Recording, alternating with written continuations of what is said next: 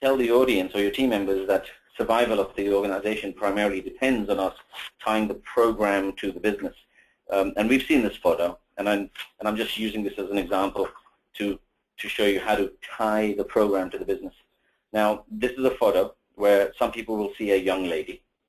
The young lady, if you can follow my cursor, her nose is, or you may not be able to follow me, that's like, some of you will be able to see the young lady looking away to the left, and some of you will see an older lady who's kind of with the left side of her face is looking, downwards. That's okay. Some see the young lady, some see the old lady. Your role as the program manager is to continuously, constantly, periodically remind your team about the direction that we want this organization to go, or the program to go. So it needs to be tied to either the young lady or the old lady, and of course that's a metaphor for the direction that you want the business to go in.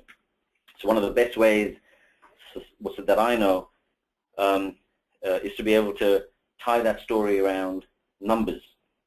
A good program manager, to be able to tie that story, has to be fluent, has to be fairly, literate in being able to communicate financial information, has to be able to look at the impact to the budget based on the decisions that he or she is going to make. So he should be very comfortable using a tool like Excel to do a what-if analysis.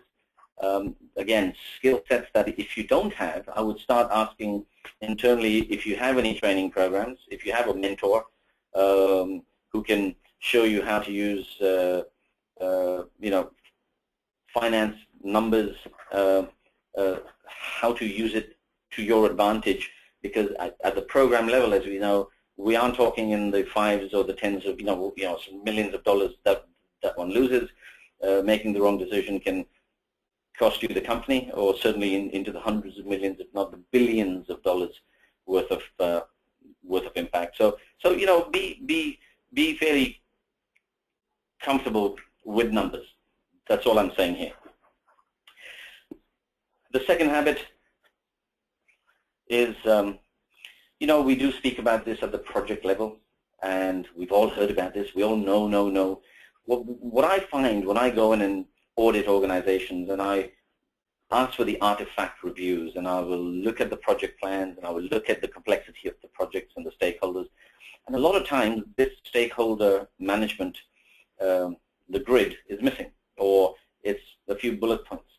I can understand it on a small, repeatable project why you may not have time or the inclination to do this. On larger projects, you should definitely have some sort of a assessment of your stakeholders. This along with senior management support, I would say, in the program management side, are probably the two of the most powerful tools that you can use. Senior management to help you, to support you in the decisions you make, and stakeholder management, because it allows you to identify the minefield ahead of you. In program management, if you don't have what's one of these, you are almost saying, I'm going to walk into the minefield, and I don't want a map. I don't want to know where the mines are. I'll be fine. I will come out the other end of this field unscathed. Chances are you won't make it halfway through the minefield if you don't have a map. This is your map to help you get out of the minefield, especially of the people who have a high level of influence and aren't really interested in this program, or sometimes are almost against you in the program. So using this as a high-level approach, what you can do next is to use a map, and there are so many maps available at ESI. When we do work with our clients, we use this one.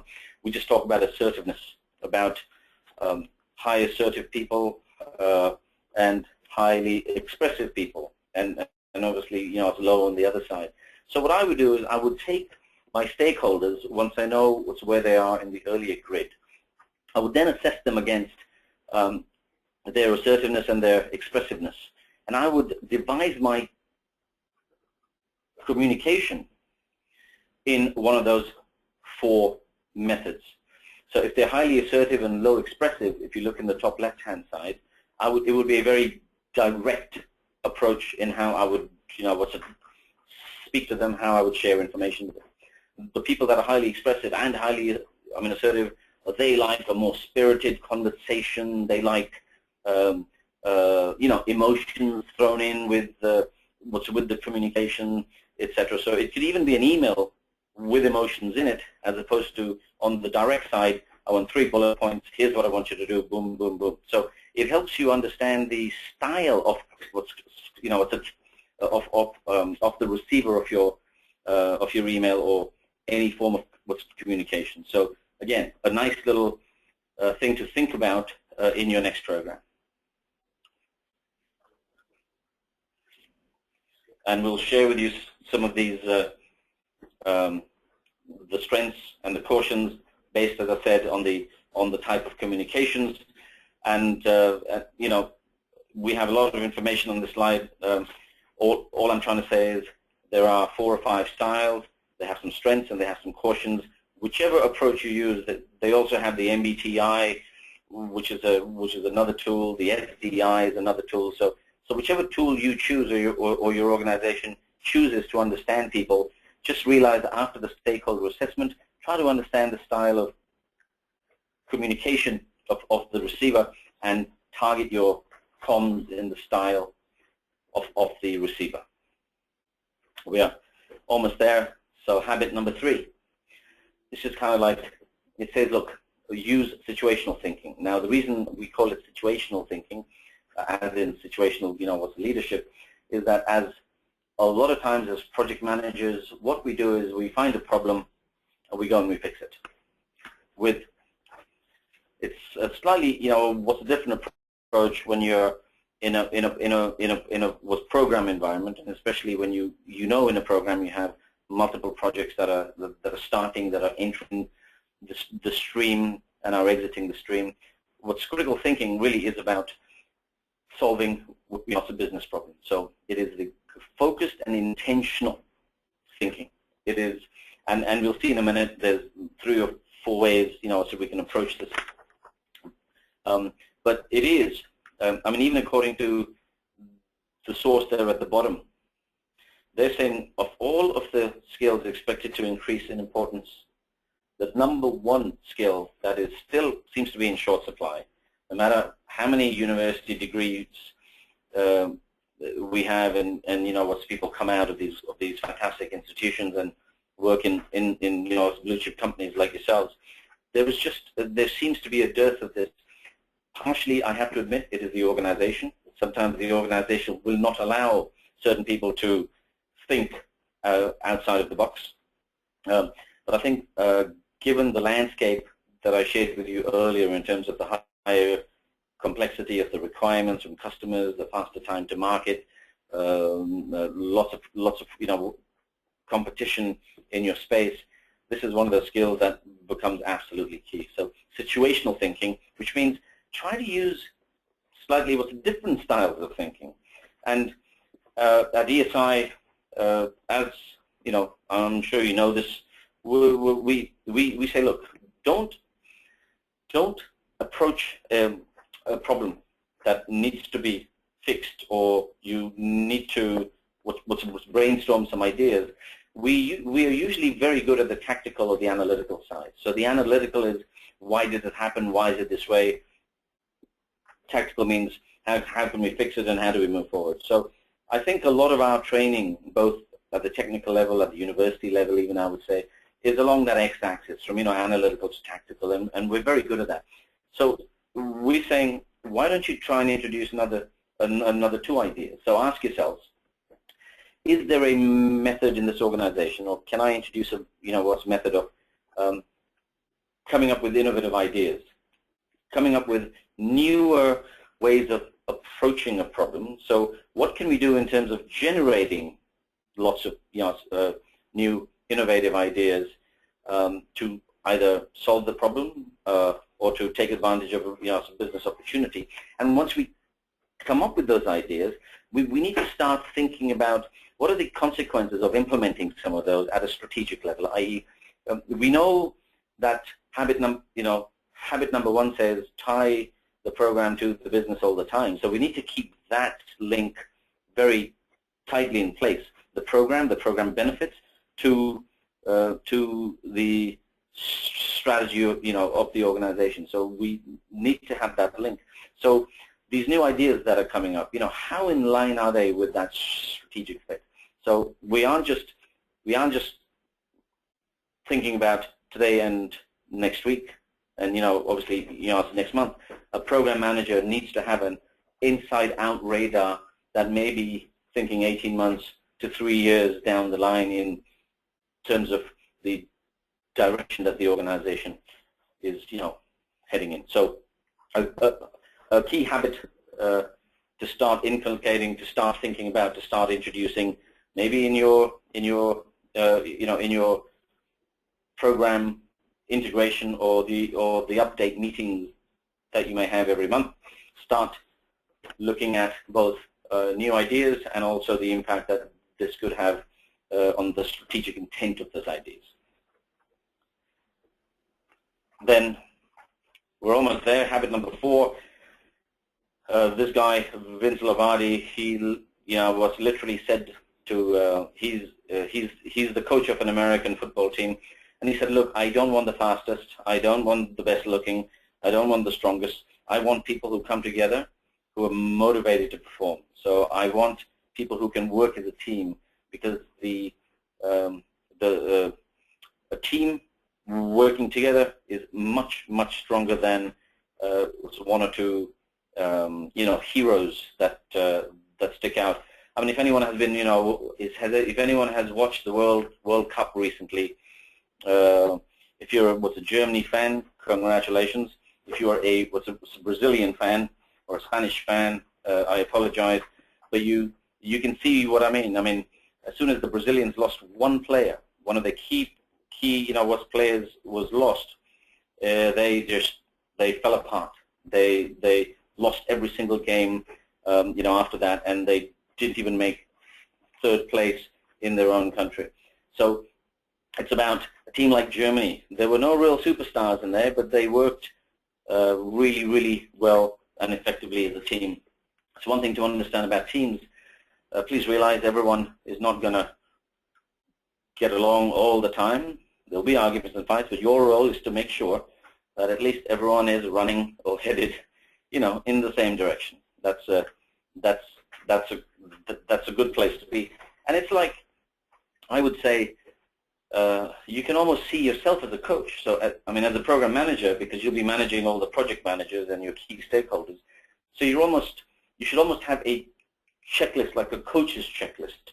So one thing I would do is, was Google the coach's checklist, and you will get a lot of great information from what a coach thinks about how to build a team and how to make sure that the team is always what's performing at the highest level.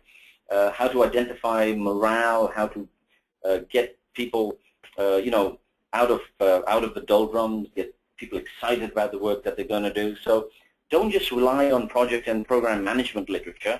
Go outside of this space. Read what great coaches do on how they select their teams. And I mean in football and in cricket and in other sports teams. Do some homework and find out how they do it. And I guarantee you will find some pretty interesting ideas that you can introduce, into your organizations on how they select the team. Be the catalyst. So this is we all know this is a hard one, because you have to be the leader. As I said, our organizations, our customers are saying we want our program managers to think like they are the leaders of their project. What is a leader? A leader can have some great characteristics, all sorts of strong characteristics. These are some of the things that I say that you should consider. You need to be an early adopter. You almost need to be a champion, and a coach yourself.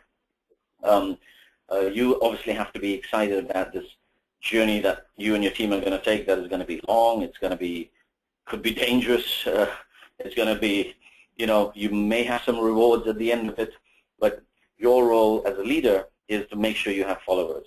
You can be fantastic at everything. If you don't have any followers, you are not a leader. You may think you're a leader, but all you're doing is you're going on a walk all on your own. So make sure that you exhibit some of these characteristics as a strong change champion, and be able to, always tell a good story, a story about the program and tying the program to the larger benefits of the organization.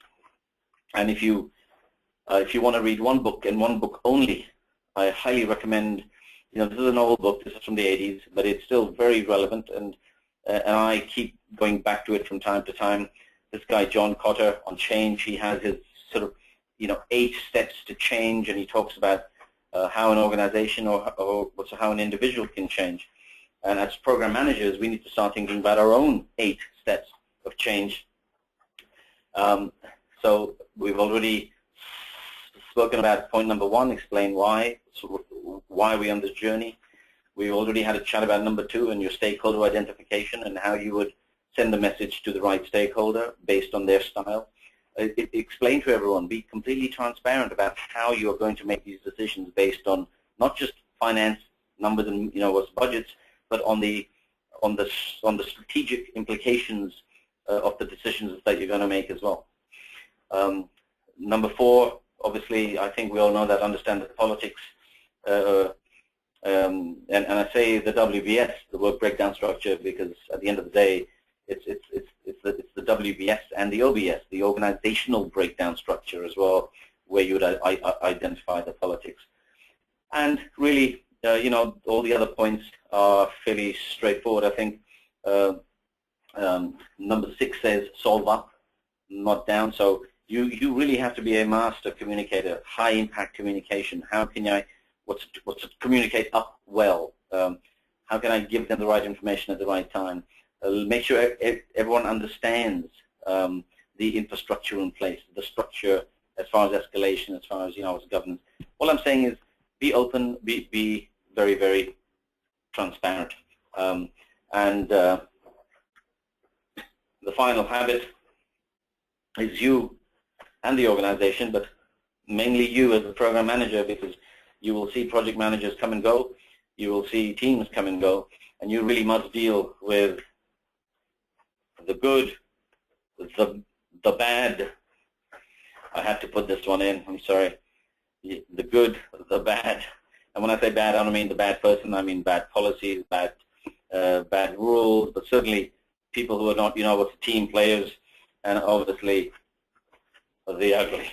And ugly, again, means more around team morale, more around, issues that really need to be resolved earlier. You need to understand who are the players and who are the non-players. And you need to be able to make fast what's the decisions for the team's preference to deal with the bad and the ugly early rather than late. So, a few minutes over time. As I said, this is not one of those webinars around having fantastic, good program managers exhibit those habits consistently all the time. They are not people who are just technically astute.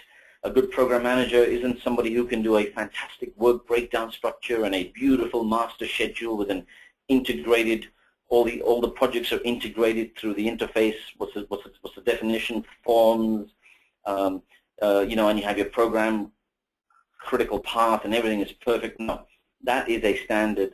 That is a given. Program managers are expected to do that. Beyond those things are the 6 habits that, as I said, I hope they have now gone from unspoken to spoken, and that even if you have 1 or 2 that you will try to introduce in your next meetings or in the planning sessions for your programs, I urge you to do that. And I thank you once again for your time. I hope, I know I've thrown a lot of information out in a short time, but I hope some of it sticks, and I hope that you felt this was time well spent. What I'm going to do now is I'm going to open up my questions format to see if there's anyone who wants to ask a question. Right. Thanks, Ravi, for this insightful presentation. As you mentioned, just let's quickly take up the questions now. I request you to read out the questions and their answers so that all our users may listen to your insights. So are you able to see the questions coming into you? Yes. So I have a question here that says, normally